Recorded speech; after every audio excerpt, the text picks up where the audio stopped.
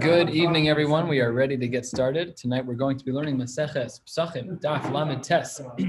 We are starting right at the top of the page with a new Mishnah. Of course, we know that there is a mitzvah of eating maror. What kind of maror is appropriate? And is maror even the right word? I'm going to be very clear up front. I don't know what most of these vegetables are, but I am in extremely good company because sometimes the Rishonim don't either. So it's like saying when you go to Jewel in aisle 4 on shelf 3, look at that item and that's what we're talking about. They're making social references to their whatever, their flea markets, however they bought their food. So it's going to be a little hard to define some of the terminologies in the Gemara. Nevertheless, we will get a good gestalt of what we're talking about by the end of the page. Opens the Mishnah, Lamed Tes Amud Aleph at the top. These are the vegetables with which one is able to fulfill the mitzvah of maror on Pesach. We'll analyze all 5 of these when the Gemara opens in just a moment. Whether or not they are lach, if they're moist, and whether or not they are yavesh, they're dried out. Halacha l'maisa, we don't care, no matter what you are yotze. Aval lo kivushin, it can't have sat in liquid, like being to be pickled. Machlokas in the Rishonim, is it only something that has a vinegary type of effect, like a brine effect, or could it even be water? We paskin in Medina that it's even like water. So the dugma, if you have a piece of meat that sits inside water for 24 hours, that water is considered to be fleshik. That's what it's called kavushin. Fine, so it can't be kavushin. The maror can't sit in water forever. Below shlukin, below mevushalin, 2 different types of boiling, and uniquely umitzdarfin lekazayis. The halacha is that if you take a little bit of chazeres and a little bit of tamcha and a little bit of charchavina, etc., you can add little small pieces to get to the kazayis. And even though you didn't eat all of the same kind, we don't care. As long as you get to a kazayis of maror, of any of the 5 that are listed here in the Mishnah, you're yotze the mitzvah of maror, shekadashama mitzvah savitzvana achilas maror, no problem at all, you're good to go. Finishes off the Mishnah of yotzim bekelach shelahen. You can even eat the stalks. We know, of course, from the laminated cards, there's a stalk section and there's the leaf section because we have to make sure that we're eating the right amount of food.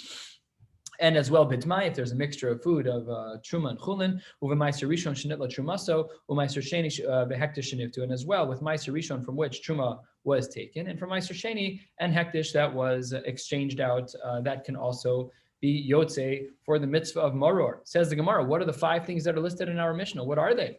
So it says the Gemara as it opens up 8 lines down. Lamed Tes Amud Aleph, chazeres is chasa, that's lettuce. Ulshin is hindvi, that's endives according to some, like an herb of some kind. Tamcha, what's tamcha? You know, like one of the rules that you never translate a word with the word itself. You know, like a donut is something that's made out of a donut. So it says the Gemara, tamcha, Amar Rabba bar bar Chana, tamcha sashma. Thank you very much. We have no idea what that is, but the Rishonim do define this as horseradish. So this is where we get the custom for those who eat horseradish. Some say that it is this item in the Mishnah of tamcha. What's charchavina? Amar Rav Shimon ben Lakish atzvasa dedikla. A dekel is a palm tree, and there was this herb that used to wrap itself around the base of the palm tree. It looked like a vine of some kind, but it was actually edible, and it had a bitter flavor to it. And that's what we're talking about here. We'll see later in the Gemara what this means. It is a bitter herb. Okay, that's part 1. Part 2, we have another source in the Tanaim, Tani Bar Kapara. Bar Kapara was one of the people who put together the Tosefta, and he wrote as follows: Elu yirakos adam yotze ben yidei chavasa b'Pesach. Here are the vegetables that one is allowed to use for maror on Pesach. The ulshin, we saw that already. We saw ulshin, right? Yeah, ulshin, yeah, that's endives.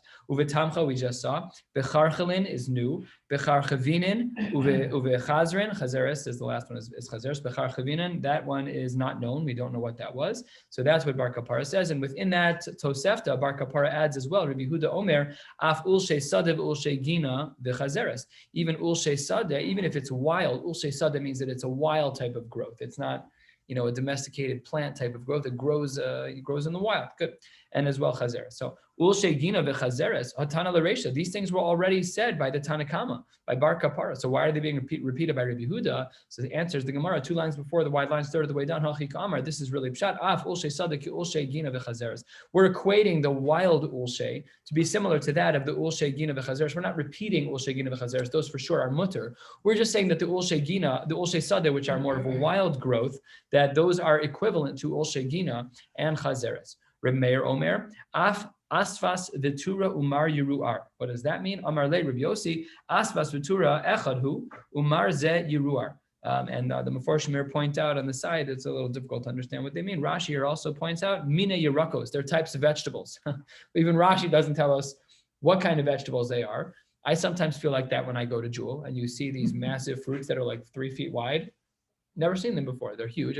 So if you were to tell me that, oh yeah, it's the thing with all the stuff on the sides, like it kind of looks like a pineapple, but it's 8 times larger, I still wouldn't know what you were talking about. Rashi says we don't know exactly what we're talking about here. This was all going all the way back to the times of Reb Meir. These are from the times of the Tanaim. You're going back to Mamish 2,000 years. It's not to say that the vegetables didn't exist. We just aren't sure what they are. We don't know what their references are. Tana Debei Shmuel Elu Yerako Shadam Yotzvem Yidichavasa Pesach. Another source which seems to indicate the list of what is allowed for maror. Let's see what the Gemara says. Bechazeres we saw, beulshan we saw, ubetamchen we saw, becharchavinim we saw, ubecharginin. This is a new one. This is oregano. You can actually see the letters Reish Gimel Nun in the middle. It's oregano, according to some. Uveharpudnin. This is either what's called wormwood or oleander. Rabbi Yehuda Omer av chazeres yolin vechazeres galin kayotze ben. These are different types of wild lettuce that have a bitter flavor to them. Rabbi Loi Omer mishum Rabbi Eliezer af arkibalin. That is a variant on that thing that grows around the base of a palm tree, according to the Meforshim here. Very similar. Now, when Rabbi Elah said this, that he thought that the arkibalim were included, this type of vine that wraps around a dekel. I went to all of my Rebbe's talmidim. I found no one to agree with me until he did agree that the arkibalim were considered appropriate as a form of maror. Rabbi Yehuda Omer kol sheyesh lo sraf. It has to have something that has sap in it. It has to have some type of drippage that comes out when you cut the actual source, when you cut the actual tree itself or the bush. We'll see shortly what that means, bush or tree. Rabbi Yochanan ben Baruch Omer kol shepanav machsifin. What does that mean, panav machsifin? So it says Rashi. Rashi is about 3 inches above where we are, 1/3 of the way down in the Rashi. Dibur hamaskal machsifin. Eno yaruk meod. It's not very green. Kikarti. Remember from the Mishnayos and Brachos, how do we define Ben Lavan the Karti, Ben Tchelis the Karti, that when we're trying to determine when sunrise is and when Olas HaShachar is, that the Mishnayos there. So this is a non-dark green. So it's a medium green, a light green. Sometimes, if you could imagine, your average romaine lettuce probably would fall into this category. So that's what he says. Rabbi Yochanan ben Baruch Omer kol shepanav machsifin. It has to have this kind of color to it, this particular color. Acherim omrim kol yerek mar. Anytime you have a bitter fruit, it has these features. What do we learn from all of these people? When you merge Rabbi Yehuda together and Rabbi Yochanan and Baroka and Acherim, from all of them, Nilmad, halfway down the Matesam Aleph, what does Rabbi Yochanan say? What do we learn? That Yerek Mar, when you have a bitter fruit, it does have some sap in its growth. Upana Machsifin, it has a greenish color to them. So that's a good shayla in the postgame about where the horseradish is not green. The horseradish, it's tan, and then you grind it up and you eat it. So if this, again, we don't paskin from Gemaras. We take Gemaras to Rishonim to Achronim to Shulchan Aruch, and then we paskin. But if we had to paskin in a vacuum, then we stopped right here. You could not eat horseradish. It's not green. It's not green. You need things that are of a particular color. We don't have this halacha by esrogim. Some esrogim are yellow, some esrogim are green. Fine. But here we have guidelines. Rabbi Yochanan says we seem to have guidelines. It says the Gemara, Amar Rav Huna, halacha ke'acherim. And halacha is like acherim, that when we talk about something that's a yerek mar, we assume that it will have sap and we assume that it will have a greenish color. Ravina Ashkechel Rabbi Acha the Rabba Dav Mahadar Amirisa. He saw that he was trying to find maror. Now, if we were to just pause and look at the second line of this page, we'd see the list of the 5 types of things that our Mishnah indicates are appropriate to be maror, and they begin with chazeres and end with maror. So the Gemara is bothered by the fact that Rav Acha Berei de Rava was pursuing maror. Why? Amarle mai daitich demaririn tfei. You think they're more bitter? What's the assumption of the Rishonim, right? What's the assumption here? That our Mishnah, when it wrote the list of the 5 things with which you can be yotzei the mitzvah of maror, they're in order of preference. So we should start with chazeres, which we said is chasa, romaine, some type of bitter lettuce, not regular. Iceberg is not bitter. We have butter leaf; those are not bitter. Those taste great. You can eat them, but we need a bitter type of something that has a little tang to it, a little bite, a little bit of a negative flavor. And we'll see why shortly based on a well-known drasha. So the Gemara was asked, Ravina says to Ravacha, why are you going after maror? What about our Mishnah, which puts chazeres first? You should be pursuing chasa. You should not be pursuing the maror. Says the Gemara, chazeres tanan. Continuing the question, our Mishnah says that chazeres is first. Not only that, v'tana de Shmuel chazeres. Not only that, v'amar Raboshia mitzvah bechazeres. And not only that, v'amar Rabba my chazeres chasa. My chasa. Why is the chazeres referred to as chasa? Why is it called lettuce? Why is it called chasa? Techas rachmani ilavan. Because the Kodesh Baruch Hu had racham imanos. That's the famous drasha by Maru es chayehem, and the gematria, not the gematria, the trup is kadma ve'azla, and the gematria of kadma ve'azla is 190. We got out 190 years early, right? It should have been longer. It should have been 400. So that was that by Maru es chayim. The maror, it's chasa. It's a little funny that we're using the language of maror here because it should be chazeres. But anyways, that's just a playful explanation of the pasuk. Here, what we're talking about is why is it called chazeres? Why is it called chasa? Because the Kodesh Baruch Hu is chas on us. V'amar of Shmuel bar Nachmeni, Amar of Yonasan, lamanem shul l'mitzrayim kimaror. Why were the Mitzrayim, the Egyptians, compared to maror? Lomar lach, to tell you the following. Ma maror zeh shetchila sorach v'sofo kashe. Just like by maror, in the beginning, the spine of the maror, when it first grows out, is very soft. But if you don't pluck it, it becomes very hard like wood. The sofo kashe, af mitzriyim. Even the Egyptians, tchilasan racha v'sofan kashe. When they started out, they weren't so bad. They were a little bad, but they weren't so bad, and then they got worse. What does that mean? Take a look at Rashi, an inch below where we are, Dibur HaMaschil. Nimshalu kimaror. Rashi says, Dechsiv Maru es chayehem. Next Rashi, Dibur HaMaschil tchila raka. They started out soft. The Mitzrayim were soft on the Jews. What does that mean? Take a look at Rashi. Vitchila nishtavdu lehen al yidei schar. Shayu socher nosan. They initially paid the Jews to build whatever they forced them, but they paid them. It's still slave labor, but you're paying them. You're still paying them. So that's kind of the how they started out Raka. And then the Rashi finishes off. The next Rashi says, Dibra Maschil, Maror Sofo Kasha. What does it mean, Maror Sofo Kasha? What the Maror gets harder as it. So that's what Rashi is saying, is that Hakelach Shalom is Kasha Ka'itz. If you don't cut it at the right time, then it becomes very hard, like the tree itself. You have to pluck it at the right time if you're going to get the maror. So that's why they were compared to maror. Amar le, Ravacha says, you're right, I should stop looking for maror. You asked me, why am I looking for maror? I have 5 maror makomos that indicate that I should be pursuing chazeres. Says the Gemara, Amar le hadri bi. You got me. You're absolutely right. Ravacha Rabbi Yaakov said, I'm stop. Ravacha who? Sorry, just quoted the wrong name here. Totally. Here you go. So he says that.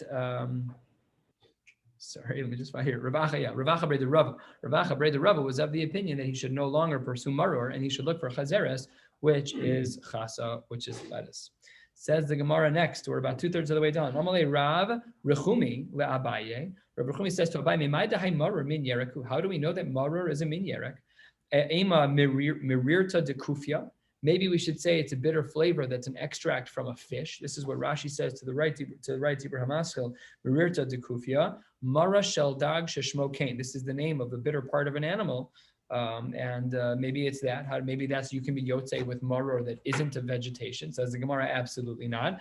Dumya de matzah. We have a hekesh between maror and matzah. Halachically, this is a very important hekesh because it places a lot of limitations on things that are bitter. Let's say I want to use sour sticks. No, that doesn't work because it says Jumya de matzah. Ma matzah gidule karka, af mar gidule karka. It has to grow from the ground, which precludes the case of the fish, the marira de kufya, as Rashi pointed out. It's part of it. No, that doesn't work. It's not anything bitter. It's not anything goes. We have a halachic framework, and there's a hekesh between matzah and maror. So therefore, just like matzah grows from wheat, which grows from the ground, so too maror the same. Ve'ema hirdof, another type of vegetation which grows in a tree. Rashi here, interesting, indicates that. This is just a tree. Rashi says, this is the type of tree that was used to sweeten the waters by the Meimara when the Jews were complaining about water. Says Gemara, that doesn't work either. It can't be a tree. Dumya de matzah. Matzah means raim because wheat is a type of zera, it's a type of seed. So too, af mara means raim. Mara has to also be a min zera. Good. So that's number 2. Ve'ema, here's zipo. Maybe it's here zipo. Rashi here says, what's here zipo? 10 lines from the bottom. Dibur Maschil zipo. Rashi says, min zera. It is a type of seed. V'sam hamavas lebehemo. It's poisonous for animals. It's edible for people, but it's poisonous for animals. So maybe we should say that this can be used as a bitter flavor. It can't be dumya de matzah. Ma matzah shenikres bekesef meiser. Just like it is. I'm sorry. Just just like it has to be something that's purchased b'kesef meiser. So then therefore it can't be the hizipo because that is not purchased b'kesef meiser. Next, Amar le Rabba bar Rav Chanan le Abaye ema maror chad. Maybe we're talking about a very, very sharp type of maror, the strongest of flavors. So says the Gemara, that does not work. So make sure everyone can hear me okay. Yeah, good. So that does not work, right? Because the pasuk says it can't only be one, because it says al matzos umirorim in the plural, two marors. So mirorim ksiv, I have a mirorim tray. Maybe there's only two types of maror. Says the Gemara, that's also unacceptable. That's also unacceptable because dumya de matzah. Ma matzah minin harbe. There are chameshes minin dagan, browse, barley, rye, oat, wheat, spelt, and maybe according to some rice as well. According to those who hold that rice can be chametz, they also hold that rice can therefore be matzah. So that would work too. So there's minin harbe. There's a lot of different types of matzah and a lot of different types of grains that can generate matzah. So maybe we should assume that that's going to be sufficient here. Says the Gemara, maybe two is enough. We can't say that it's only two types of maror because matzah has more than two. Af maror minin harbe. Next, we're going to be learning a sugya about a statement of Rav. Amar Rabba bar Rav Huna Amar Rav. Yerakos she'amru chachamim. When the chachamim spoke about the vegetable, that's our Mishnah. Rashi, top line. Look at the top line of our page. Ve'elu yerakos. When we said the word vegetable, she'amru chachamim she'adam yotzim and yidei chavas of Pesach. When our Mishnah speaks about the maror that's referenced in our Mishnah as a yerek, as a vegetable, kulan nizrain be'aruga achas. This is a throwback to a previous Masechta about the Isser of kiloi hakerem, about planting multiple types of vegetation together. We know, of course, there are psukim in the Torah that forbid us from creating these mergings of different types of kilayim, different types of vegetation. And here, what does he say? Kulan Yisrael be'aruga achas. They can all be planted in one place. So that kind of implies, it has a little feel that really maybe, sorry, I think there's something wrong here. No one can hear. That's a problem. Can anybody hear me now? I'm sorry, I apologize. Should be working. Can you hear me? Yeah. Oh, people can hear me. Okay, good. Thank you. So says the Gemara, what seems to be implied from Rav's statement, you can plant all of these different types of seeds in the same patch of the yard. Lamemer, it seems to imply that all of these different types of things that we're discussing about maror, about what we can use for maror, that they don't interact with each other in a way that can generate kilayim. That's what seems to be implied. But that can't be, because the Gemara says as follows: Masiv Rava. Rava asks from a Tanaic source, Chazeres v'chazeres galin, that's a pair. Ulshin v'ulshe sadeh, that's the endives, the regular ones and the wild ones. Krishin ukrishe sadeh, leek. Kusbar v'kusbar sadeh, that's coriander, wild and regular. Chardal v'chardal mitzri, two different types of mustard. V'dalas hamitzri v'haramutza, two different types of gourds. Einam kilayim zebazeh. So says the Gemara, let's make a deal. Chazeres v'chazeres galin in, chazeres v'ulshin lo. It seems to be that only chazeres with itself would be fine, that there would be no problem of kilayim, but there should be a problem with other types. But that doesn't work with what Rav said. Rav seemed to imply that all of the various types of maror could be in the same patch. We don't have to distance them one from another because they're fine. But this brisa doesn't seem to say that. This brisa seems to say that only within their own min, only within their own type does that actually preclude the Isser of kilayim. But chazeres ve'ulshin, going from one pair to another, that does not work, and that would be a problem of kilayim. So how does Rav's answer work within the framework of this brisa? And if you want to argue, no, really what that brisa meant was kulu ba'hadadik tanim lehu, that all of them, it's really, they were written in pairs for poetic purposes, but really all of them are allowed to be just thrown in, just sprinkle them throughout. You don't have to distance them one from another. It can't be, because Rav himself said about that Mishnah, Zugos Tani, they were specifically written in pairs to say exactly like the diuk that we made on the brisa, that only by chazeres and chazeres alin, that only those galin, only by chazeres and chazeres galin is there no kilayim, but if you mixed with another one, there would be kilayim. So again, we're back to our question on Rav. I don't understand, Rav. How can you seem to imply that there's no kilayim here? Answers the Gemara, mine is right. Adamar Rav. What was Rav talking about? No, yes, of course you can plant them, and you can plant them in the same patch, but nizra'in kehilchasan, as long as you put enough, they have to be planted halachically with an appropriate distance between them. And if you do that, then you're good to go, no problem at all. The only problem with that is that that's obvious, because we've already learned this Mishnah, kehilchasan. Says the Gemara, you're teaching me the basic halachos of kilaya kerem. We already learned that, Tanina. Where did we learn this? We learned this in Maseches Shabbos, and what did we learn? Aruga.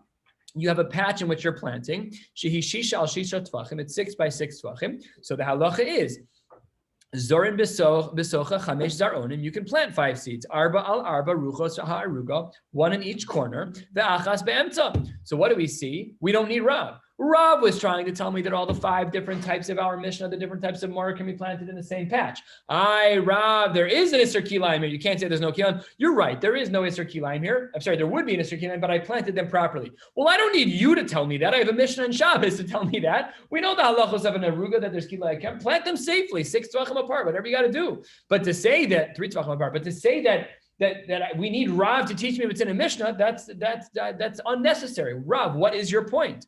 Answers the Gemara, maybe I would have said that these guidelines are true by Israel. Aval bi'yirakos lo. But when it comes to vegetation, vegetables as opposed to seeds, I might have thought that that's not true. Why? Top Rashi. Dibur hamascha aval bi'yirakos lo. Bi'yirakos yanke tfei. Vegetables, they take more liquid out of the ground. And really the bigger problem is when by Isser of Kilayim is when they're drawing from the same source. They're so close to each other. They're getting nourishment from the same place. Havamina, that maybe what Rav was teaching us is that the vegetables take up more liquid from the ground. And therefore, maybe we would have thought that the rules of the Aruga only apply by seeds. And maybe they don't apply by Zraim. Comes along Rav to say they also apply by Zraim. That's a good answer. That's a fine answer, says the Gemara. But wait a minute.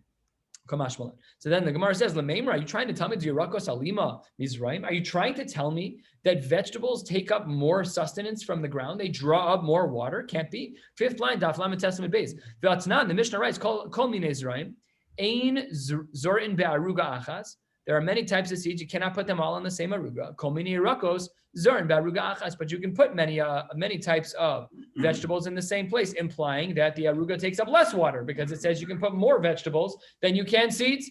Kasha, how do we understand Rav yet again? Says the Gemara. Says the Gemara. Well, we were a little concerned that you might have assumed that the maror was a type of a seed. Kamashmalan, that they're a vegetable. Says the Gemara. How in your right mind could you ever assume that maror is a seed? If you look back at the top line of Lamed Testament of the Elu Yerakos, why are you assuming they're seeds? Asks the Gemara, Ziraim Salkadaitach. Could you possibly have erred in thinking that maybe the maror was actually a seed? No way. Vatnan, Yerakos. The Tani Bar Kapara, Yerakos. The Tana de Shmuel, Yerakos. Everybody calls them Yerakos. Rav thought that maybe you would have thought that it's a seed. It's not a seed. Everybody calls it vegetables. We know that maror is a vegetable. Stop with there's no misconceptions here, Rav. So what is going on here? Answers the Gemara. Chazeres Itzur Chalev. We needed it only for the Chazeres, for the Chasa, for that first case in our Mishnah. Sal Kadaita Chamina. I might have thought, Hoil the sofa lehakshos, since if it were to not have been plucked, the spine, the kelach would have become a very hard material like the tree. Nesev la rav chatfei. Maybe we should therefore space out the vegetation more, because now it's not a seed, now it's hard like a tree. La v'amar Rav Yossi, continuing in this line of reasoning, doesn't Rav Yossi say, Reb Chanina, kelach shel kruv shehuksha, when you have the kelach, the stalk of a kruv, of a carob tree, shehuksha, when it becomes very hard, marchivin lo beis rova, alma, what do we see? That because by the kruv you have to give more of a distance because it's hardened, you have to give more of a distance. Alma, came in the soval hachshos, yavin le rav chatzfei. Maybe havamina that because the chasa, the chazeres, had it become a harder material, we would have needed to give it more space, just like we did by the kruv. So maybe we would have thought we had to give more space. Maybe here too we should have added more space. We had to give more space. Kamash malan, like Rav, nope, you don't need to. So all of Rav's din was to teach us about chazeres. It wasn't to teach us any of the previous misconceptions we had within Rav. It was to teach us that even though it's true that lettuce, the stalks will become hard like the growth itself if they're not picked, we don't have to give more space. They're treated like a regular aruga with regular zrayim, and that is how we understand Rav's shita. One last sugya for the night, then that'll bring us to the Mishnah. Says the Gemara as follows, about a little bit more than 1/3 of the way down, Lamites Amud Beis at the 2 dots. We said in our Mishnah, Yotzim behen bein lachen bein yeveshin. That was what we said in our Mishnah on the top of Lamites Amud Aleph. And there we said that, let's just read the language here. We quoted all 5 items. And then we said, Yotzim behen bein lachen bein yeveshin. We said that you're going to be Yotzei the mitzvah of maror, whether or not these are still moist or if they're dried out. L'dogma, we have oregano in our spice cabinet as dried out flakes. Does that work? Can you just like pound the whole thing? Does that work? Let's see what the Gemara says. Says the Gemara, Amar Rav Chizda lo shanu ela bekelach. The distinction of moist versus dried only applies by the stalk. It doesn't apply by the leaves, and therefore, if the leaf is moist, then you can be yotze. Aval be'alin with the leaves, lachin in yeveshin lo. Had the leaves been moist, then you can fulfill the mitzvah of maror. But had they been dried out, you want to just kick back a whole container of oregano. That doesn't count. Even if it's the perfect herb halachically, but because it's a leaf and because it's dried out, that no longer works. Masha Einkein, if you had the oregano stem, I don't even know if that exists, but let's just go with me for a minute. If you had an oregano stem and you ground it up, that works perfectly fine because that's just dried out stalk. That's fine. Leaves can't be dried out. They have to be moist. Stalks can even be dry. Says the Gemara, wait a minute. Toward the end of our Mishnah, our Mishnah on the top of the previous Amar, it says, Bekelach shelahen, it speaks about the stalks. Michlal, the Reisha Alin. It implies that the Reisha is talking about leaves. And that's where we see the distinction, that's where we see no distinction between between the dry yavesh and lach. So maybe we would assume that there's a contradiction because the Reisha, if the Seifa is talking about stalks, then the Reisha is talking about leaves. But then in the Reisha, that's where they say that there's no difference between yavesh and lach. Says the Gemara, no, that's not correct. Prushe kamefaresh. Really, the Mishnah is just explaining itself. Ki katani bein lach and bein yaveshin. When in the Seifa it says akelach, when in the Seifa it says it's talking about stalks, it's just explaining the Reisha. It's not that you have no room to make the diuk of, since the Reisha is talking about stalks, the Seifa is talking about leaves. Incorrect. Your diuk was wrong. Really, the Seifa is just explaining the Reisha. That in the Reisha it said that we make no distinction between dry and between wet leaves. Fine. But when it comes to what is that talking about? That's talking about the stalks. Meisive, yet another question halfway down the Testament base, says the Gemara, Yotzin bahen uvekelach shelahen, you're yotze with them and with their stalks. Bein Yuveshin, Bein Lachin, Bein Yuveshin Devir Meir. That's shita number one, already complicated because he seems to include something else. Yotzin Vahen, with them and with their stalk. That implies two things, and whether or not they are dry or moist. V'chachamim omrem lachin yotzin bahen yeveshin and yotzin bahen. And the chachamim argue that nope, you're only yotze with moist and not with dry. V'shavin, they agree sheyotzin bahen kimushin, that you can be yotze when it's withered, about lo kavushin, not when it's been sitting in liquid. V'lo shlukin, v'lo mivushalin, two different types of boils. That also doesn't count. Klalo shel davar, first of the long line, says the Gemara. Lamentes and base 2/3 of the way down, says the Gemara. What's the general rule? Klalo shel davar kol sheyesh bo tam maror. Anything that has a flavor of bitterness, yotzin bo. Yotzin bo, you're yotze, b'chol she'ein bo tam maror, ein yotzin bo. So what do we see here? We see that in the sheet of Rav Meir says, again, looking back at his language, Meisibe, he said, 5-6 lines up, yotzin bahen uvekelach shelahen, with it and with its stalk, implying the leaves also, that even by the leaves, we don't make a distinction of lach and yavesh. Back to our question, answers the Gemara, 2 lines into the wide lines, tirguma, no, he really only meant akelach. He was only talking about the stalk. Tanu Rabbanan, ein yotze ben kamushin. We said already, one shita holds that you cannot fulfill the mitzvah of maror with that which is considered to be withered. You can be yotze with that which is considered withered. One more question for the night. Going back to the sugya we learned yesterday. What about Meiser Sheni? Rami Bar Chama asked the following question. You've got maror, but really it's Meiser Sheni. We spoke about this yesterday. There's a din of lachem, right? We spoke about ariso sechem. So let's see, how does this apply? Within the camp of Rabbi Akiva, no kasha. Why? Because hashta b'matzah de oraisa nafik. If Rabbi Akiva held by Meiser Sheni that you're yotze the mitzvah de oraisa of matzah with Meiser Sheni, then b'maror derabanan mibaya, then pasha de kal v'chomer, obviously. You don't even have to ask that by maror, which is midrabanan. Of course, we're going to say that maror can be used with Meiser Sheni. That's for sure. However, where is the kasha? The question is according to the shita of Rabbi Yossi. What does he say? Rabbi Yossi Aglili Mai.